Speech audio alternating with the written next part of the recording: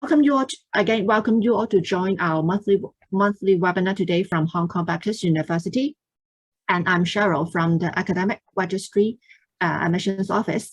Today, we are very happy to have Mr. Ryan Kwok from our School of Business to share with us more about NFTs. Is it the future of art or just another bubble?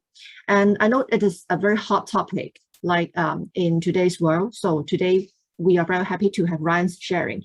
And some house rules here. If you have any comments or questions, please feel free to drop down your questions in the Q&A box, and we will just go back to you anytime when Ryan can see your questions. And at the end of the presentation, we'll go back to you. And if you are interested in the application to Hong Kong Baptist University, or you would like to know more about our programs, please stay till after Ryan's presentation. I will tell you more about the application details, the key dates, the requirements, the scholarship matters, etc., etc. So don't waste our time now. I will pass the time to Ryan. Thank you, Ryan. Hello everyone. Can you hear me? Very much. Okay. Now, so basically, let me show you some background history of the NFT first. Now, actually, NFT were invented in 2014. Basically, it's invented by an entrepreneur called Andrew Dash and Kelvin McCoy, which is a digital artist. At the beginning, they actually want to do something to create the ownership, to create the to create some kind of device to tell people the owner of a digital art. This is the whole idea. At the beginning, this NFT is not very popular in the world. People don't know what it is, and people are not paying attention to it. Basically, until year 2017. There is actually a mini boom for the NFT market here. In that year, there's something called CryptoKitties. As you can see probably from the picture here, CryptoKitties is actually the first NFT pet games in the world. So basically in that year, NFT market actually get a boom because people were crazy about these CryptoKitties. And at the peak of in 2017 here, some of these CryptoKitties were traded at more than $100,000 each. So people will start thinking about what it is. NFT seems like there's some kind of profitable opportunity here. Now, this mini boom lasts for a few years until year 2021. 2021, NFT actually goes to the headline because there was an NFT of a digital artwork. Every day is the first 5,000 days. They were sold at an auction house Christie for US $69.3 million. So basically, you may wonder what it is. It's actually a collection of 5,000 digital art created by people. Okay, so this is actually the very big amount, and the market gone crazy. And since then, the market actually have expand exponentially.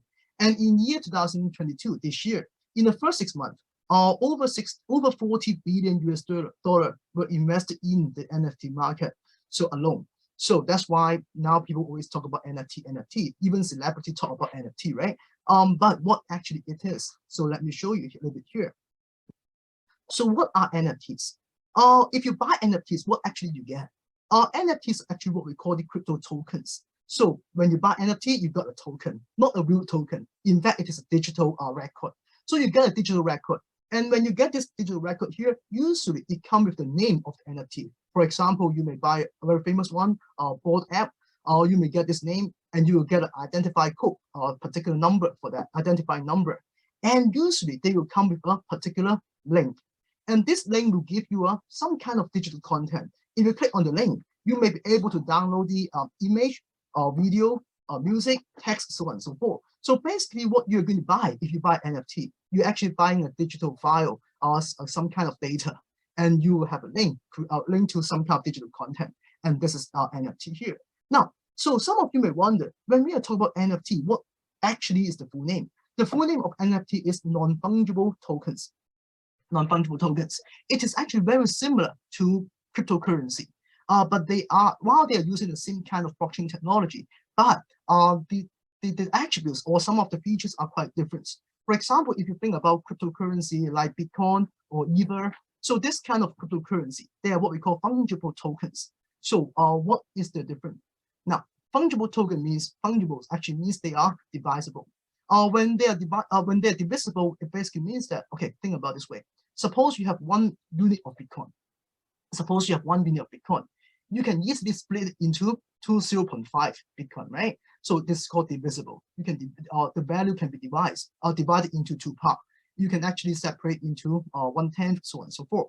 Now, but if you think about NFT, NFT is slightly different. NFT is indivisible here. For example, if I give you a data file with a image file, just like the example I showed you, the 5,000 days, right? So you have including a 5,000 pictures. If you split the file, it doesn't mean you can get 2,500 pictures, right? It's not like this. So when you think about NFT, it is indivisible here, unlike the cryptocurrency or Bitcoin. Now, and the second important feature about cryptocurrency is it is actually non-unique. In other words, if I have 1 Bitcoin in hand and you have 1 Bitcoin in hand, basically they are equal. They're the same, exactly identical. So I can trade my Bitcoin with you. We can interchange our Bitcoin and it won't hurt our value at all because they are just equal.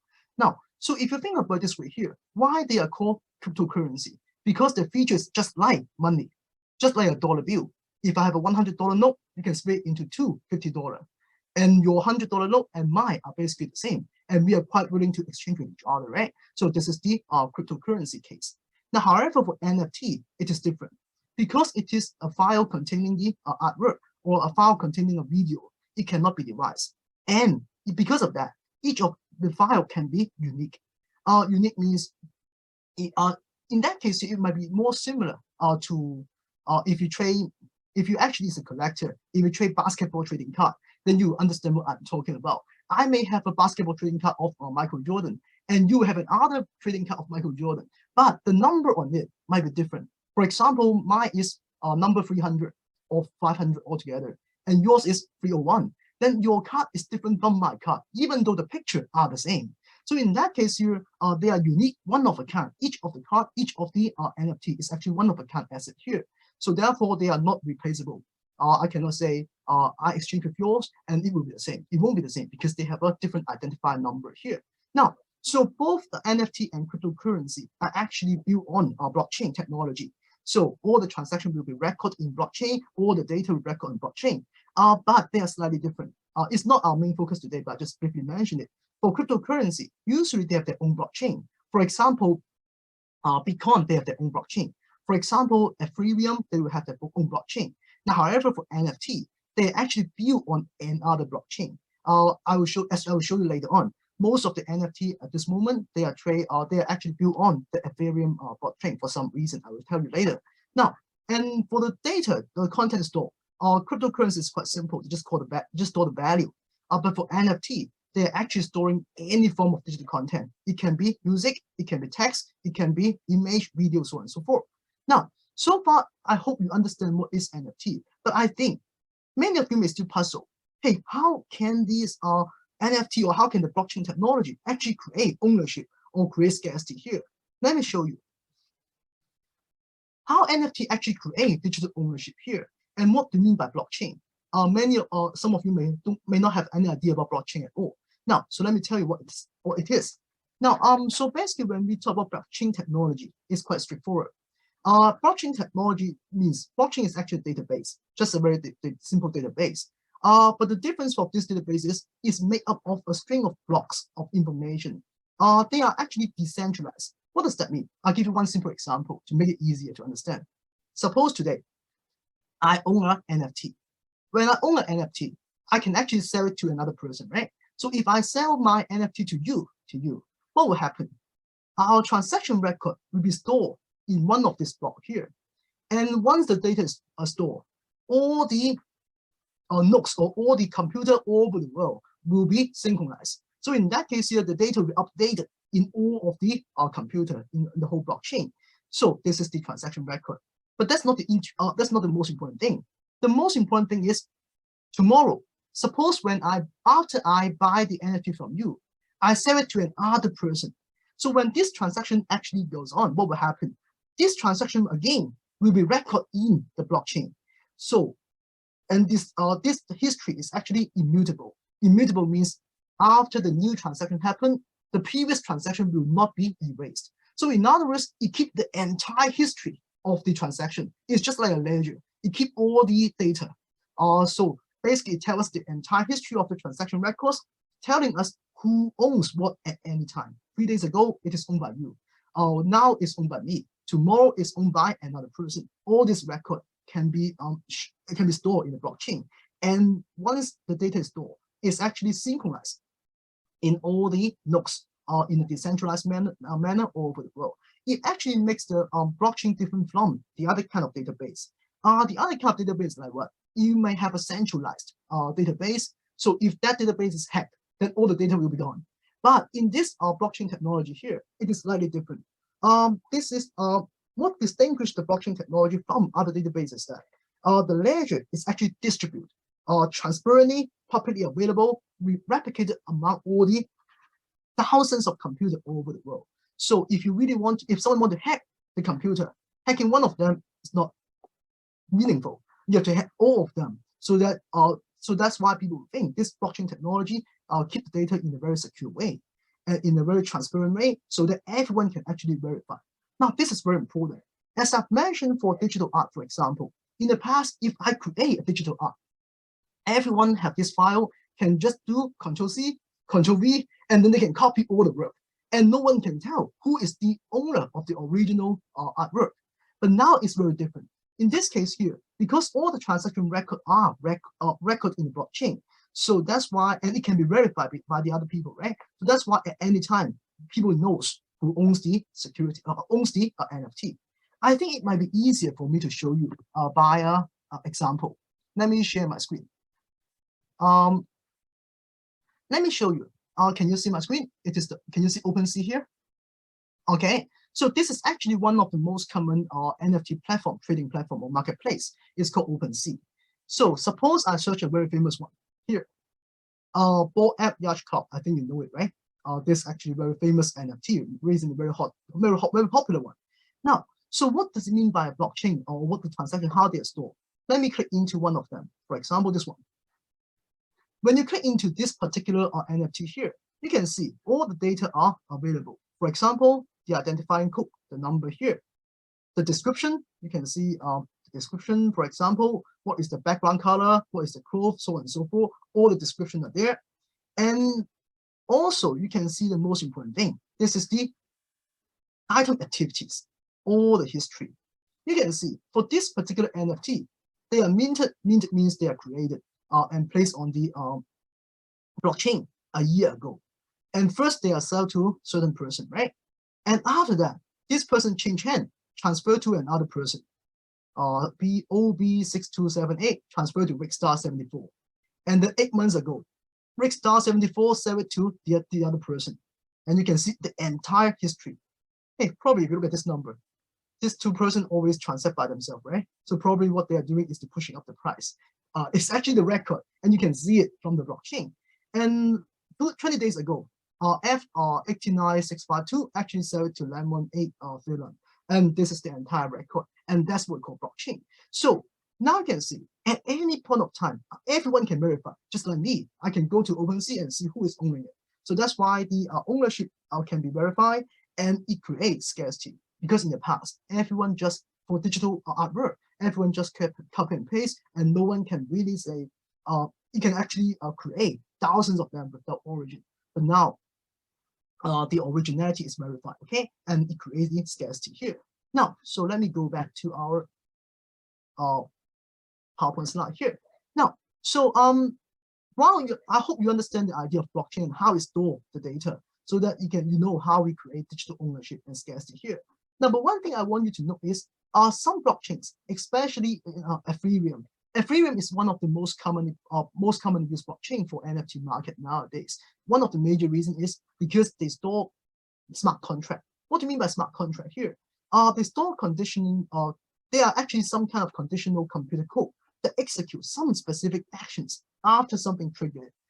You may find very difficult to understand, but actually it's quite simple. One of the very commonly used smart contract is the creator can key in this particular code, saying that each time that NFT is traded or change hand, the creator can obtain a certain percentage of royalty.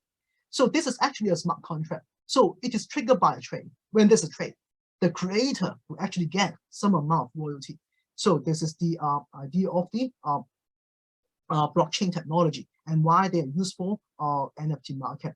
Now, so what next? So if you understand what is the NFT and what is the blockchain technology here, now you may wonder, what are the use of the NFT then? Basically, at the moment, most common use are the contemporary art and digital artworks, right? So when people trade, mainly they are images or animation. This is actually one of the very common use nowadays. Another very common use for NFT is for collectibles. It might actually store the music chips. It may store video, games, or even some movie or sport game that took place at a particular time. I think the most famous one is NBA Top Shot. I think some of you might have heard of that. It's not available in Hong Kong, so I cannot buy it formally, but it is actually very famous. Now, so what is NBA Top Shot?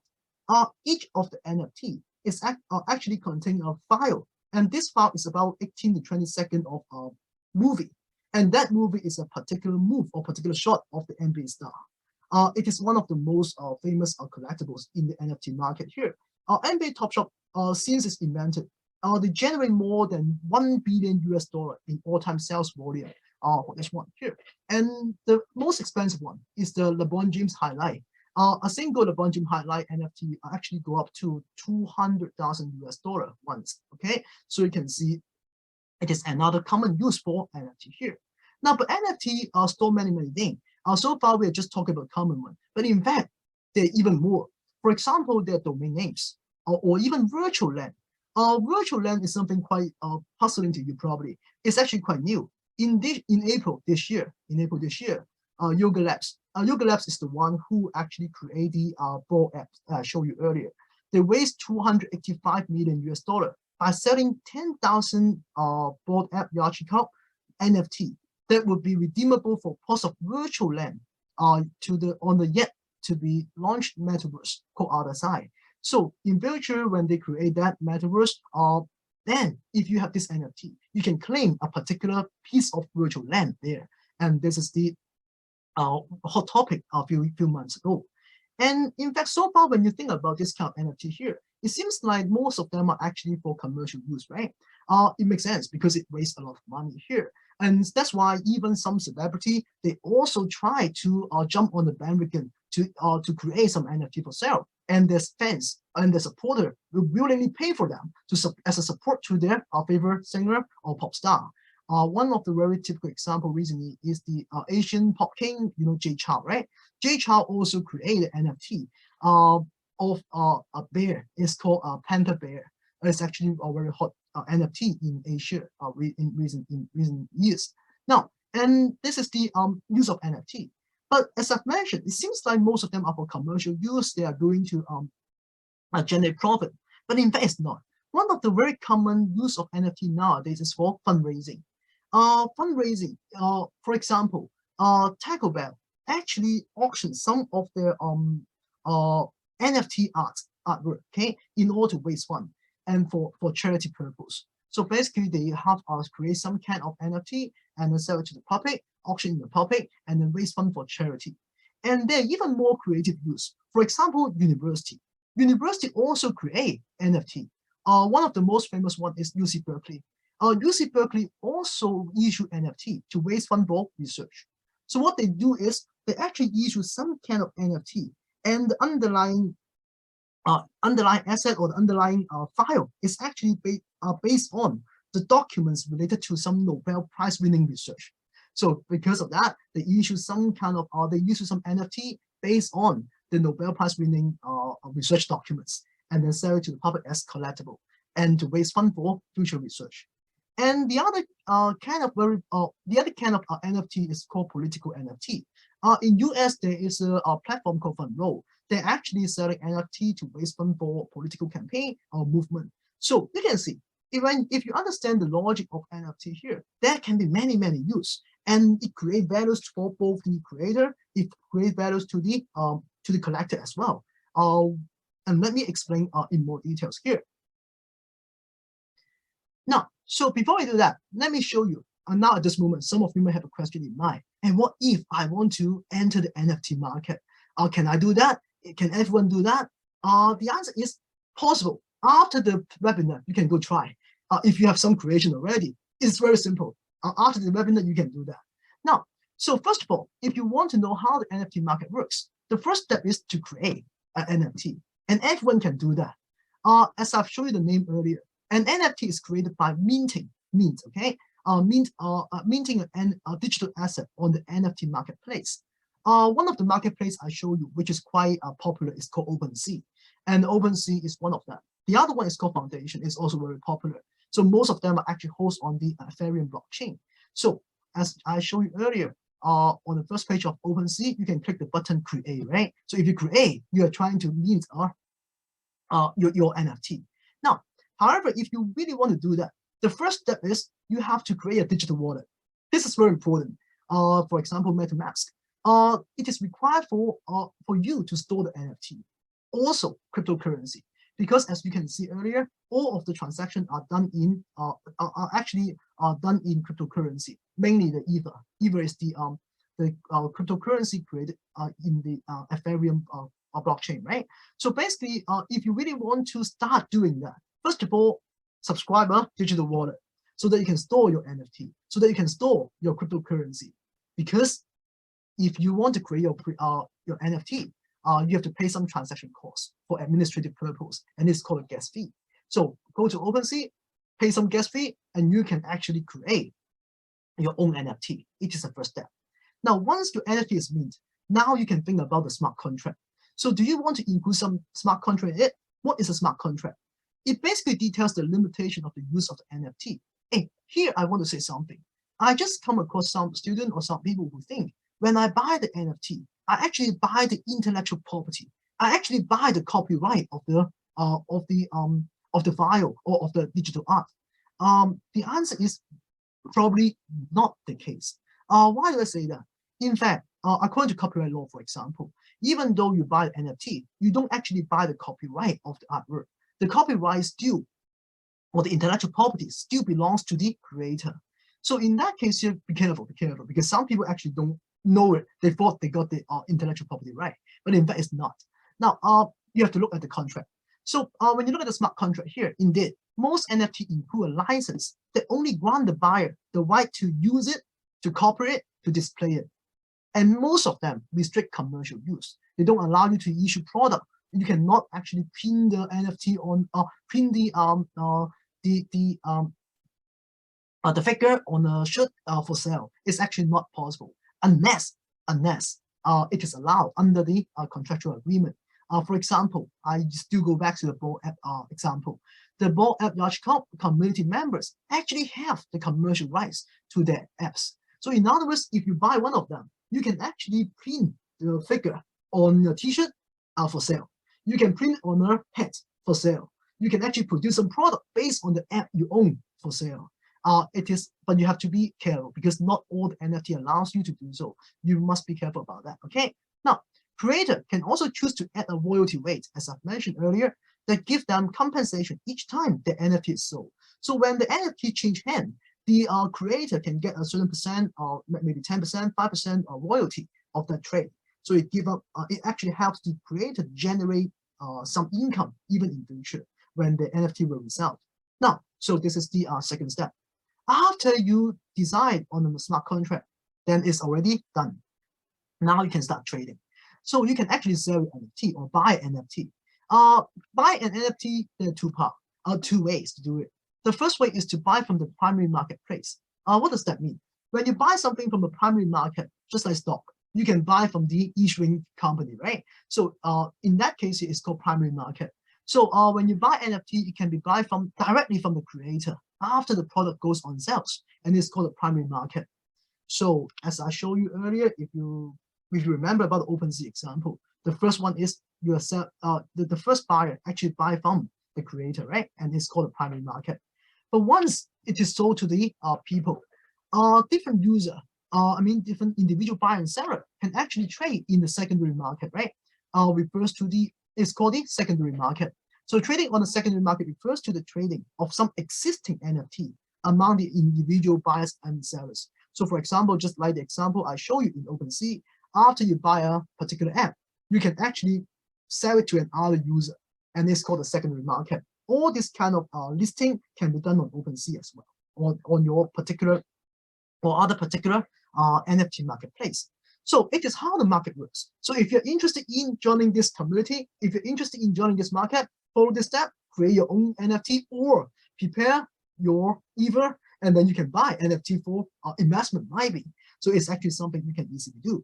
Now, so far when we talk about NFT here, it seems like our focus is on the operational stuff. I hope by now you have some better idea about what is NFT, what can it be, and how to trade. But the more important thing is, what are the values? After all, what values are created by this kind of NFT here? The values of NFT basically, there are different values here. NFT means the non-fungible tokens, right? We have explained it at the very beginning. So for NFT, basically, if you buy NFT, you buy a token, and that token is not a physical one, but it's actually a digital file, right? At the beginning, I told you. Once you get this digital file here, it indicates that you own a particular digital content. So when you get you will get this file usually this data include the name of the NFT, the identifier code, as I showed you earlier. I can show you one more time. It will be easier. Let me show you one more time in a very fast manner. For example, this one, right? So it is an NFT. If you buy a particular NFT here, you will get the identifying code of this particular image in this case. And in this case here, you will get the description, right? Properties. And there's some details here. They are stored in Ethereum, what is the token standard, so on and so forth. And you will get a link. This link is linked to the file, okay? And lastly, you can see all the transaction record here. So this is what you get. It is a digital file with links to a digital content after all. Now, so let's go back to our detail here.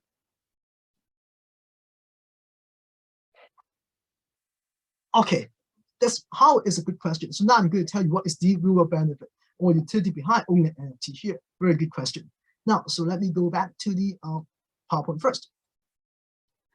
So what values of NFT then? As Howard asked a very good question.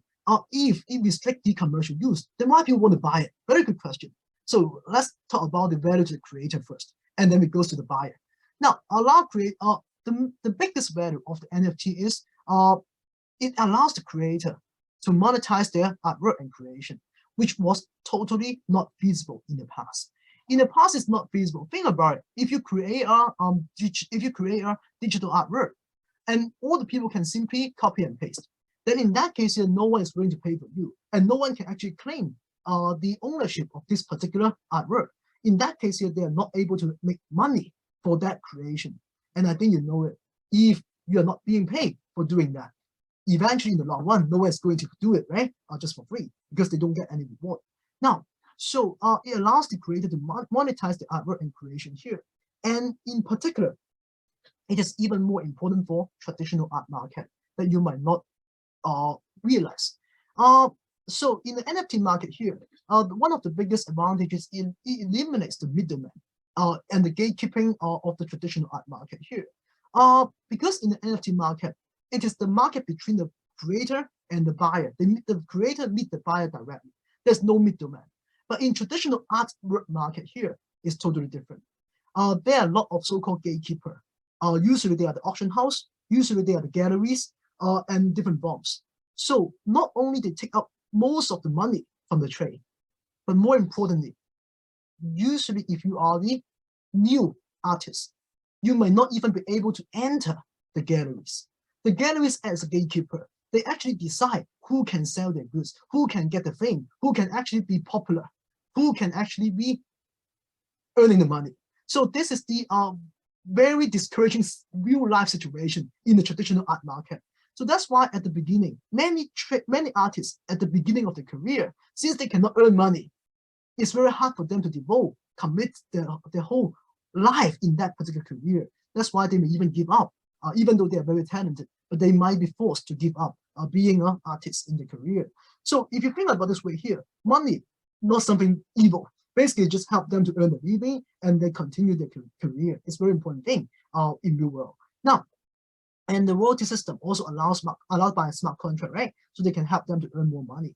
And more importantly, since NFT is an open platform, Just like me, I don't know much about traditional contemporary art myself. I may not go to gallery, I may just go to Art Basel once a year, but I may not go to gallery very often. So in that case, I may not be able to reach some of the artists. But now since the platform are open to everyone, so it enables the artists to reach a larger market.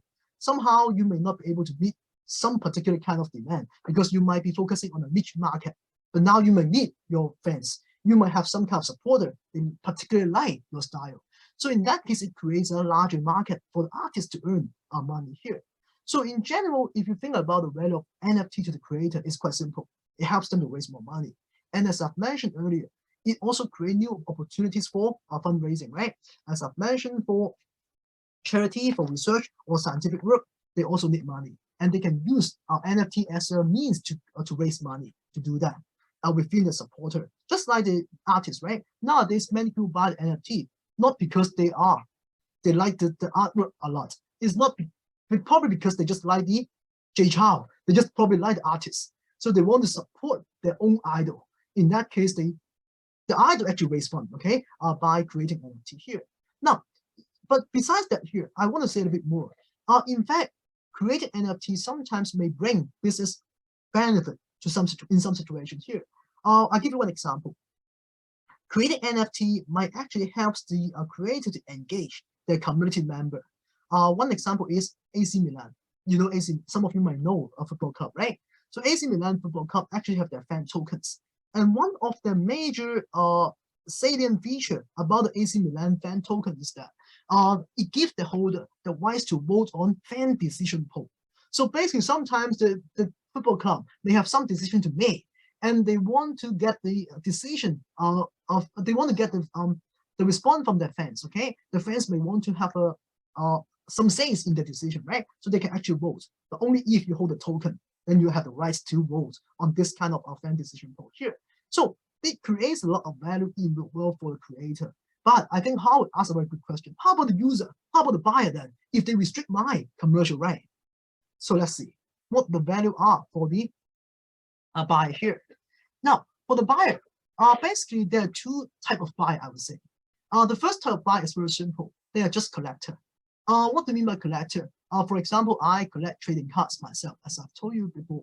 When I was younger, some of you might also buy Pokemon card or something like that, right? So when you buy a Pokemon card or when you buy an NBA player trading card here, one thing that you might worry is whether the card is real or not, whether it's authentic or not authentic, whether it's just a copy or whether it's just really a real work.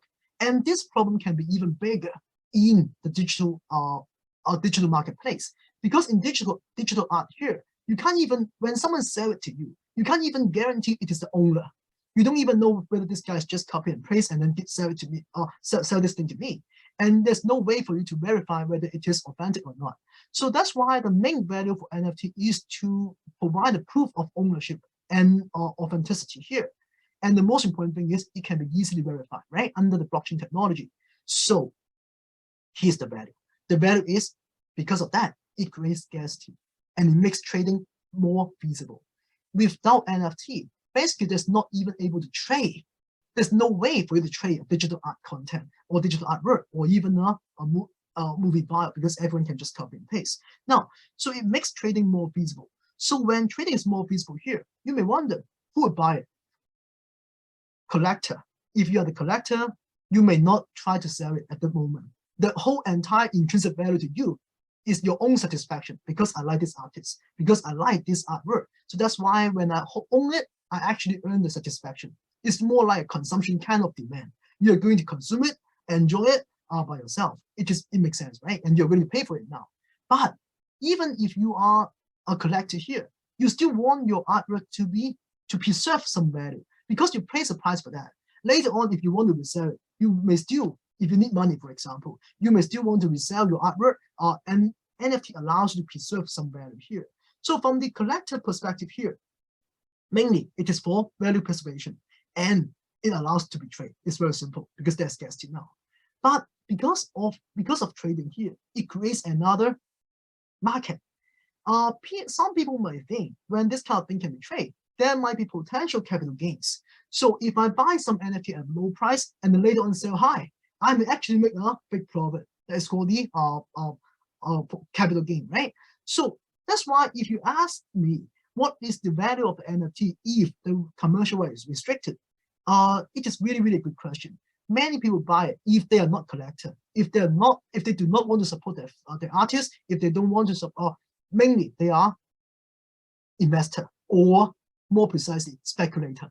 So basically they are speculating on the future potential gain. So why they want to buy it? Very simple. They predict, or they hope, or they think in future the price may go up, so that they can rip off a bigger profit here. And this is the main reason why they want to buy it. Okay, and this is the value of NFT for this type of particular buyer. So unavoidably, you can expect there will be some people who are actually speculator, who are quite engaged in the NFT market here. And that's why many people would question whether NFT market is really, really just a bubble, because they're only speculator pushing up the price, and then one day when the market consolidates, the bubble will burst. So it is actually quite a valid concern. So after this point, I hope you understand the value of NFT for different type of buyer and the creator. But while people treat NFT as a investment tools, but is it really a good investment opportunity here? We can address this question as well. There are actually a lot of risks of NFT if you really want to buy it here. So for example, the most typical one probably is the market risk. The market risk is what? When you buy NFT with a price here, you hope the price to go up in future, but no one have a crystal ball. No one knows where the price will go up or go down in future here. So the first risk that you may face is if you buy something with a very high price, in the end, you may have a big capital loss. I'll give you one example. One of the very famous example is this one. Singer Estavi actually paid 2.9 million US dollar. He made the headline of the news in year 2021, March, because he bought the NFT of Twitter boss Jack Dorsey, first tweet in March, 2.9 million US dollar. And how about now? Now he want to resell it, but he cannot get a bid of over 14,000 US dollar as of June this year. So until June, the price actually dropped from 2.9 million, and now people just willing to pay 14,000 US dollar for it. So there is a very big market risk here. So that's why you must be very careful. If you really want to speculate, how can you guess, or how can you actually evaluate which one is a good prospect or not? It is something that you might have to think about, right? Now, that's another risk.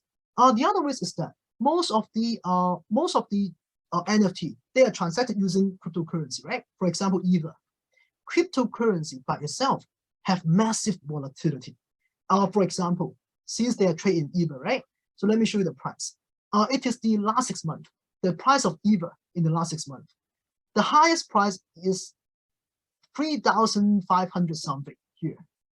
And the lowest price in the last 6 months is 900 something. So even though the price of the NFT remain the same, but in terms of actual dollar, the value dropped significantly, right, by 2 times. And today I think it's about 1,600 or 1,500. So you can see, because the price of the cryptocurrency can be very volatile, so the risk can be extremely high as well. It's something that you have to bear in mind. Now, the next, so another problem is because earlier we've mentioned, right? Because this kind of investment actually many people expect having a speculative demand. So that's why people suspect whether there's a bubble here. In fact, early researchers, there's some early research because of lack of data, right? But early researchers all conclude there are some period of clear bubble behavior in the NFT market in different period. I think it makes sense. We can emerge it, right? But statistical data shows they do have bubble behavior. Now, another very important thing that I want you to know is liquidity.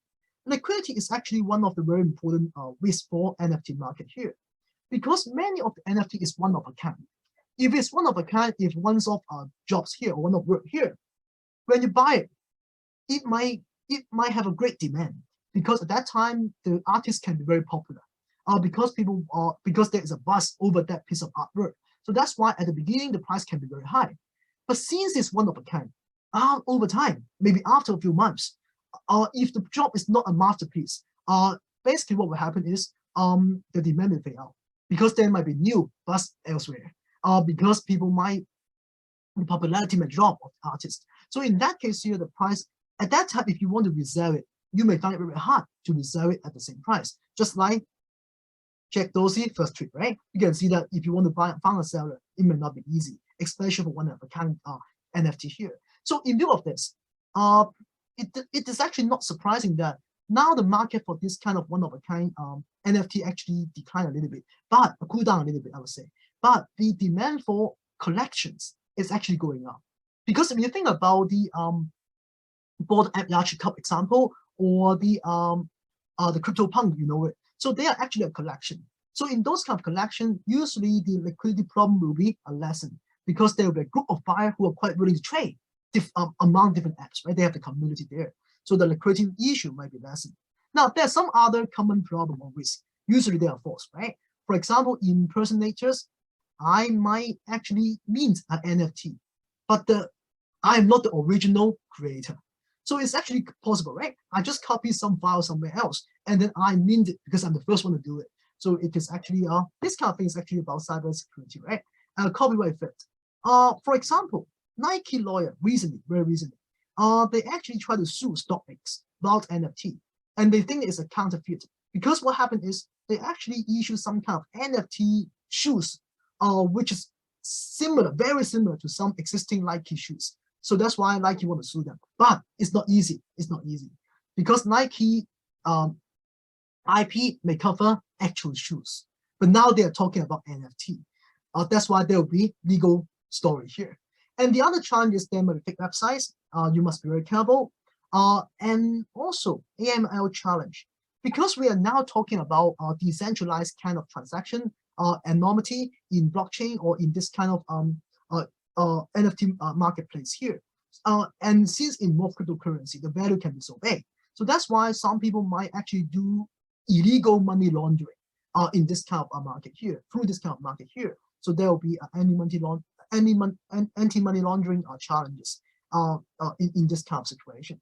Now, so if you know this thing here, immediately you can see some of the challenges facing this NFT market in the future. The first one is legal and regulatory challenge. We have mentioned about copyright, IP problem is one big area. The other one is how can we regulate this trade? NFT cover a broad range of assets, and it cover all the trader all over the world. And different country, they might have a different definition of NFT, whether it's a financial asset or whether it's artwork. So basically, it is really, really hard to find an ideal or comprehensive definition for even NFT. So that's why there will be a long, long process for the legal and regulatory system to be perfect to handle this kind of NFT trade. This one thing here. Accessibility is another challenge. You guys are, I won't say lucky, but you guys have a chance to come to this seminar, so you know how to join the market. You know how to mint NFT. Some people might not have that idea, and they may still find it's very hard to access. So it might actually limit the growth of the market here. And again, the other problem is the lack of uniform infrastructure across platform here. I have told you OpenSea, and I've told you about Foundation. But in fact, there's some, even NBA Top Shop, they have their own platform. So different kind of NFT, they might be traded in different platform, and in different platform here. Basically, the process of verification, the process of creation might be quite different. So that's why still, unless we have a uniform infrastructure across platform here, the growth of NFT market might be limited. This is another thing that you might emerge in. Lastly is a big one, environmental impact. I think you might realize I have told you, it's not only related to NFT, it actually relates to all the tokens or all the blockchain blockchain application here. We have mentioned about blockchain. Blockchain involves a lot of supercomputer all over the world, and if the data is recorded here, all the computer will be synchronized, right? All the data will be updated, and they'll add to it. It requires a lot of electricity. It requires a lot of energy. It requires a lot of computer power. So that's why environmental impact is a big issue. Environmentalists always complain about blockchain, Bitcoin, or NFT, this kind of technology of creating a big carbon emission. So I give you a very interesting story. This year, February, WWF, UK, initially they want to raise funds by issuing tokens. They are called tokens for nature. They want to raise funds for the environment, you know, WWF, right? So what happened is after they do that, 2 days later, they actually end the sales and they give up.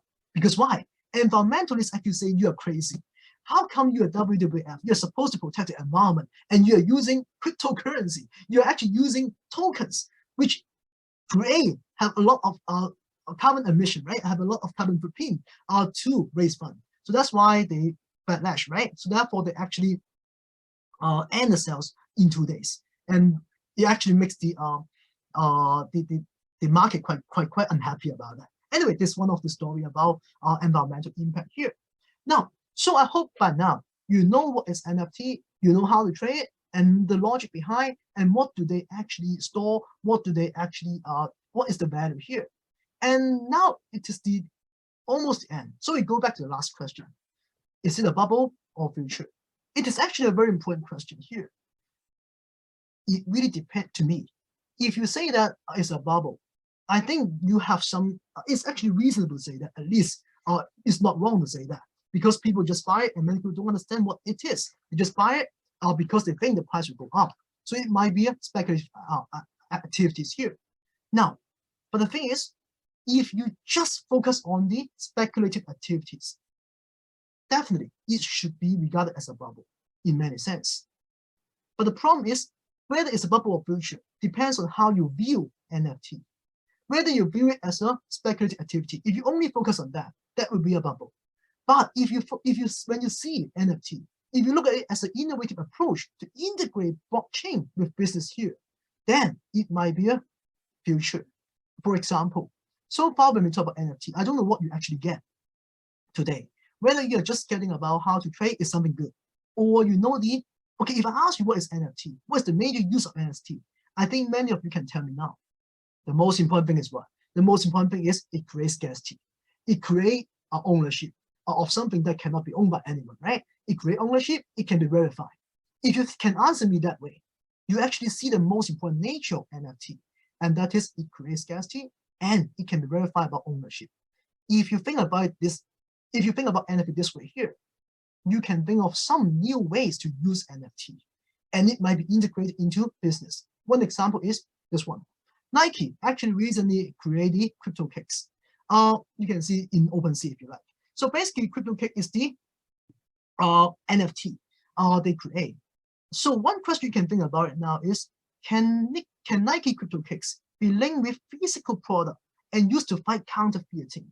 It's actually something you can imagine, right? Think about it. Nike Air Jordan, right? When they produce a pair of new Air Jordan, some people, you may worry that you may buy a fake one. So if you think about it, in this kind of market, it needs verification. It needs all the transaction record it might have. Then there might be a role that NFT can play. So one question you can think about is, can this CryptoKicks be linked with physical product and used to fight counterfeiting? It might. If you think about it this way here, NFT is not just a speculative activity. Then it might not just be a bubble.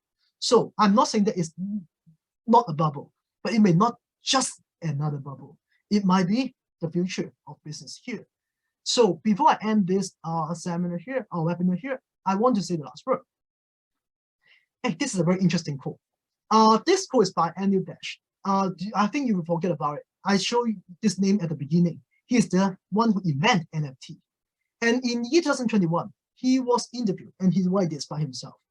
If you like an artwork, would you really pay more for it just because someone include his names in a spreadsheet? So if you think about it, he actually captured NFT this way.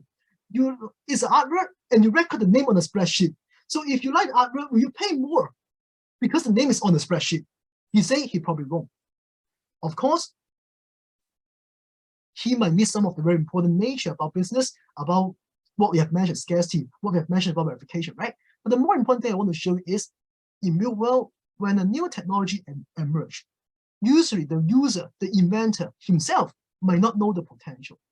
He might actually not know the potential of that thing.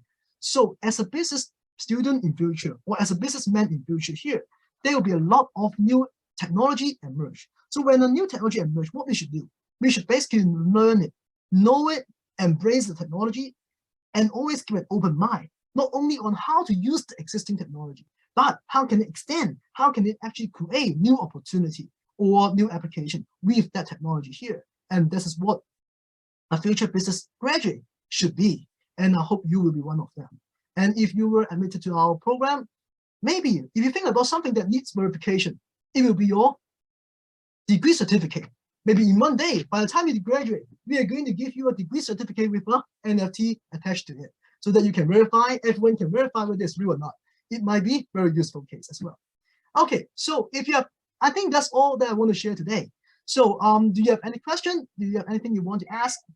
If you have anything you want to ask, you can raise it now, or you can tell me later. So anything you want to know? Yes, I can see there are a couple of questions in the chat box. Maybe Ryan Okay, let can me see. one or two of them to give some comments on it. It's really happy to see so many like fruitful responses from the floor. Let Yeah. me see here. So Park K actually asked, why would auction house like Christie like to enter the NFT market? Oh, so Christie, they do it is actually quite straightforward here. It's basically commission. It's also money, right? Because they're just using, in that case, they're actually using the traditional auction ways to auction some NFT. So when they're using these service here, they are definitely getting the commission from the buyer and seller. So it's the story here. Right, it cuts out the middleman. Very good. Okay. So ideally, blockchain technology must cut down all it. Very good. Okay. But even NFT are the most traded platform. True. Great. Just like blockchain, because they're exactly. You guys actually know what you are talking about, and you don't need me actually. So what I'm doing here, Lucas, but I'm pulling one's NFT and scanning their uniqueness of tall orders, especially if a seller is a no. Okay, yeah, right, in some sense. Okay, you're actually not wrong after all. How about merge? Is a change POS way of cutting? Basically, talking about cutting environmental impact. Nowadays, people are using what we call green NFT. Green NFT is a new technology, relatively newer technology that they will reduce the carbon emission. In fact, in the WWF case, they are using green NFT, and they actually reiterate a few times that they are using green NFT, and it reduced the. I think I got the number. Let me check. I got the number. Let me think. Anyway, it just reiterated that they're using green NFT, and the carbon emission is actually much smaller than the traditional one. But still, environmentalists is not happy. But still, even though it's green NFT, the use of the carbon footprint is still very high compared with the other. Because why? I give you some. There was a study saying that Bitcoin, the electricity consumption of Bitcoin is actually bigger than Chile. Chile is a country, right? You know it. It's bigger than the entire country consumption of energy. So it's actually very big. Okay, seeing IB manager promoting hardwares. Right, you're right. You're right. So basically, you guys actually get the idea. It's actually not that. Thanks a lot. I hope you understand what we are doing today, and I hope you have some. If you have any, you get something after all. If you have any question, you feel free to ask me now, or you can send me an email later on. My email is ryanman@hkbu.hk. Right, so you can find it on the website anyway.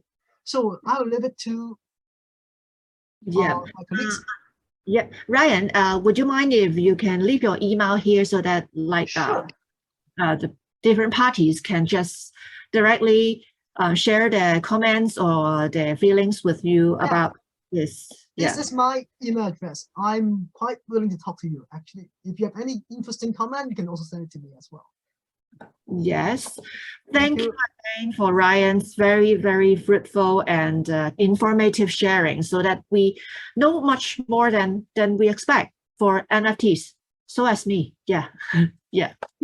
Thank you, Ryan. So at this time, I will have a very brief introduction on our missions information. If Ryan, you have other business, you can just leave it and release the screen for us. Okay, okay, sorry about that. Very much. Thank you, Ryan. Thank you again. Thank you very much. See you guys in future. Bye-bye.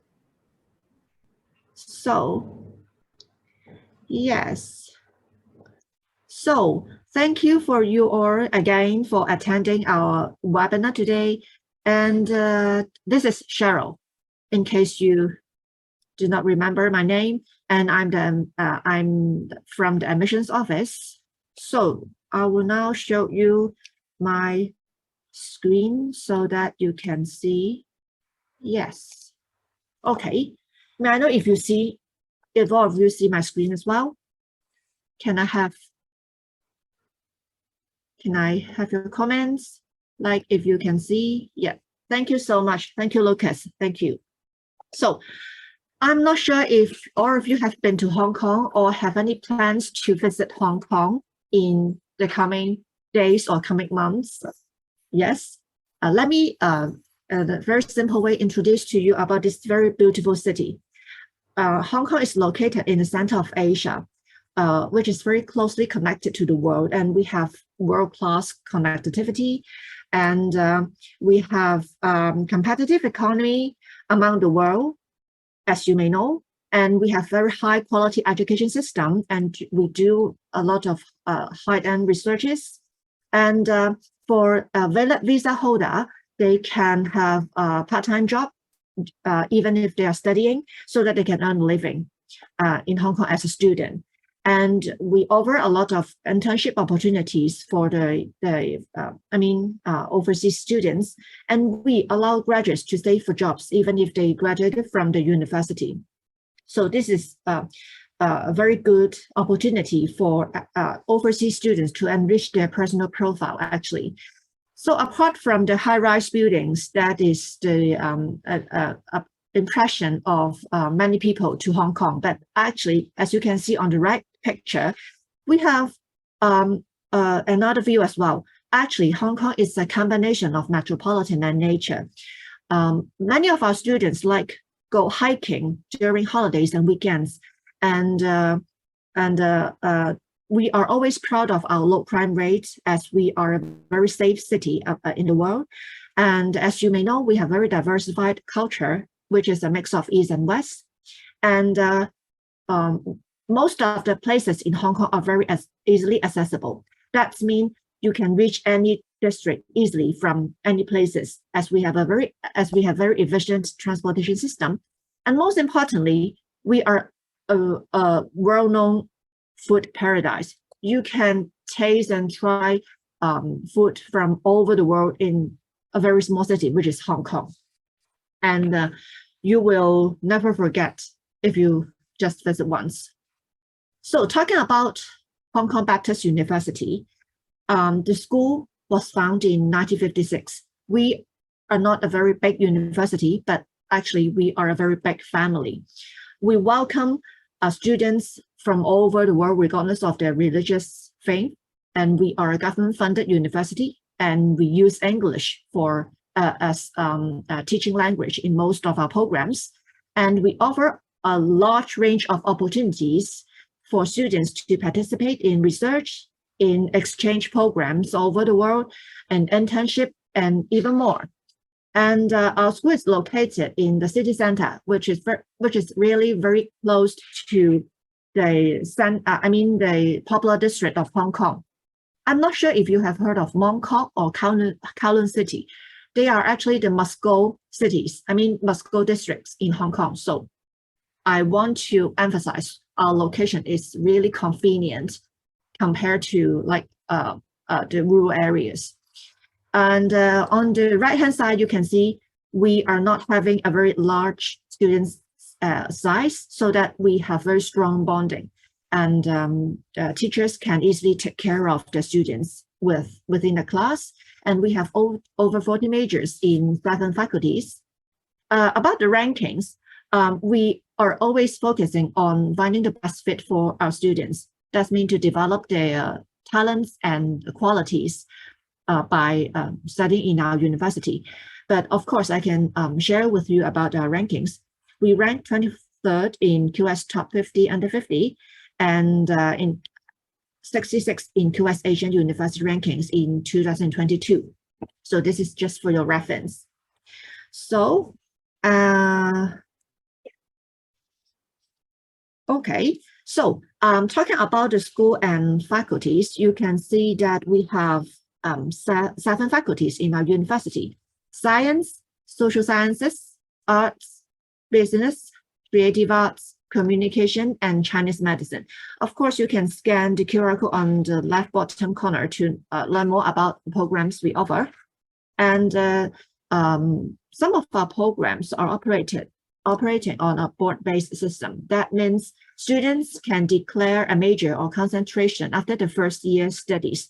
And this is very flexible for students to pick what they would like to after the first year studies. And some of the programs even offer exchange opportunities that you can like experience more in other institutions, in our partner institutions. So we always want to build commitment towards building better student experience. As I mentioned in the previous slide, we have small class size, so we can maintain good ratio between teachers and students. And teachers can easily take care of students inside the class, and also students can reach teachers very easily, even during the non-class time. And we have over 350 student exchange partners, so that even you are studying in like Hong Kong, you can have an opportunity to exchange to other institutions over the world as well. And we have a wide range of research opportunities and entrepreneurship initiatives, and also service learning activities and internship as well. Not even locally in Hong Kong, but we also offer opportunities in overseas as well. So as you can see in the pictures, we offer hall residence places for overseas students as well. And by living in the hall, you can make new friends. You can concentrate on your studies without worrying about the living places. You can cook yourself so that you can save a living, or you can like save more money for studying or for the family.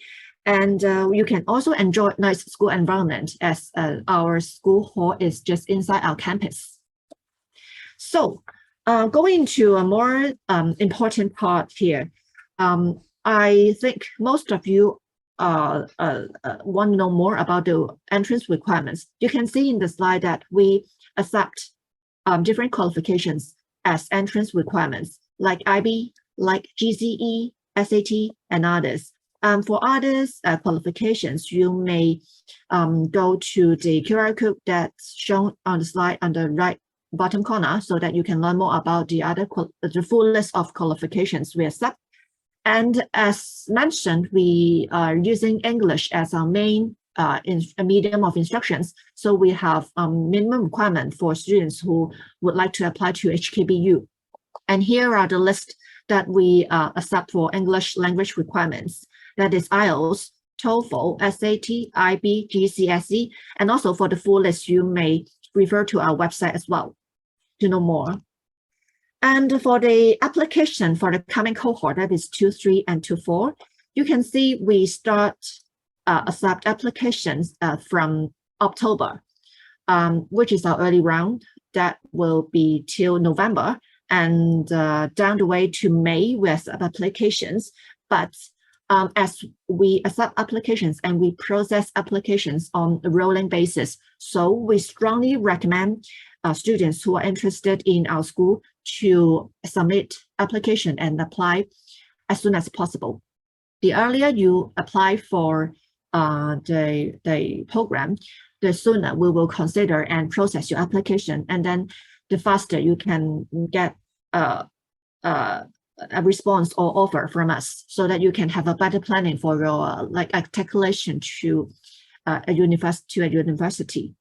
And I will briefly explain to you about the process. Actually, it's very simple. You just apply by going to our online platform on this link, and then you will input your personal particulars, and you will select maximum 2 program choices, and you shall upload your latest transcript and predicted grades if it's available.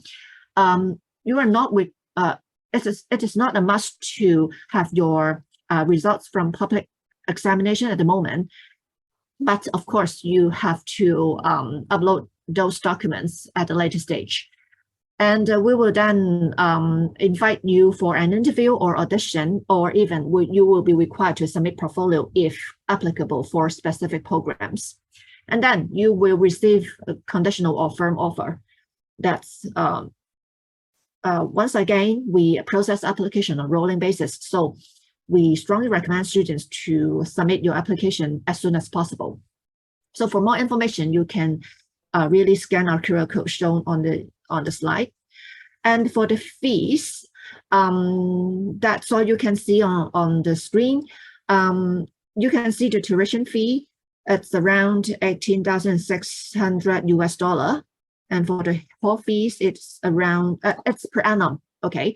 It's $2,300 And for the personal expenses, you can see we put down $5,000 but actually it's very much depends on your personal lifestyle and how much you spend in your daily time. And you can have a gut feeling of about this spending in Hong Kong. And you can see on the right-hand side, we list out the scholarship categories. You do not need to separately apply for the scholarship, as we will consider we'll consider your application together with this admission scholarship as well. And we will consider your academic performance, personal attributes, and non-academic performance, and also your interview performance, very important. Most programs will have interview arrangements so that you can present yourself and prepare yourself to perform better in the interview in order to have a chance to grab a scholarship. As the amount you can see, it is shown on the list. I do not want to spend time on speaking out one by one. So that's the end of my introduction, but I know you should have some questions. You can just leave it in the Q&A box or comment box, or you can just email us at ardirect@hkbu.edu.hk. And if you want to stick with us for any updates, you can just follow us by searching HKBU UG Admissions on Facebook and Instagram. We'll keep updating our status. And thank you very much for all of you. And let's see if you have any questions. Yes. Okay, I can see some questions here. Do I get flexibility to change course in first year if I don't like the one I choose? Yes, thank you for your question. Yes, for your questions, actually our arts, business, communication, and social science have board-based programs. So students can be allowed to pick their major at a later stage. So no worries on your choices. You can we provide very flexible choices for students to pick from for the board-based programs. Yes. Oh, also science as well. Yes. Thank you for the compliment on Hong Kong as a Hong Konger. Thank you very much. And I wish I can see you in HKBU very soon. Yes, been there. Good. So, as time is just running out, as I can see the timer. So, I think that's all for today. And if you have any questions, just feel free to approach us by email or just by Facebook or Instagram. And we welcome all of you and wish to see you very soon in Hong Kong or even in Hong Kong Baptist University. This is Cheryl. Wish today's information is for you for making a choice to have further articulation. So that's the end of my presentation today. Wish that you enjoy the time, and thank you again for attending and stay till this minute. And have a good week, and hope to see you in our coming monthly webinars.